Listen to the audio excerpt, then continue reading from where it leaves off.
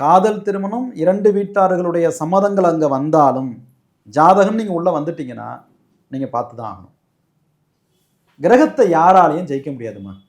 அந்த நிமிஷத்துக்கு எல்லாமே ஓகேவா இருக்கும். அதுதான் அப்போவே முன்னோர்கள் என்ன சொல்லியிருக்காங்க, திருமண வாழ்க்கைங்கிறது 1000 காலத்து பயிருங்கிறாங்க. அதை பற்றி பேசினா அது ஒரு பெரிய ஒரு ஸ்டோரி வரும். திருமணங்கிறது 1000 காலத்து பயிரும்பாங்க. அது நம்மளோட மட்டும் போகல, நம்மளுடைய வாழ்க்கைக்கு அப்புறம் நம்மளுக்கு பிறக்கக்கூடிய சந்ததிகள், குழந்தைகள், அதுக்கப்புறம் அவங்களுடைய எதிர்காலம், அவங்களுடைய திருமணம், அவங்களுக்கு பிறக்கக்கூடிய சந்ததிகள், இதுதான் 1000 காலத்து பயிர். நம்மளோட முடிய போகுதா? இல்லை.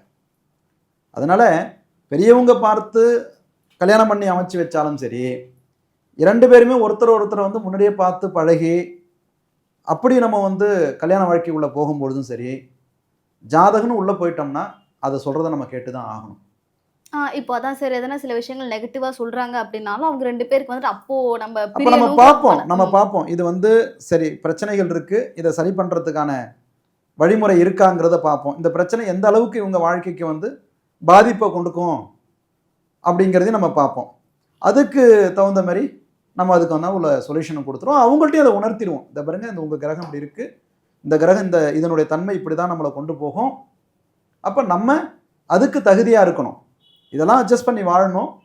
அதுக்கு மேலே உங்களுக்கு தெய்வ பலனத்தை நம்ம அமைச்சு கொடுப்போம்.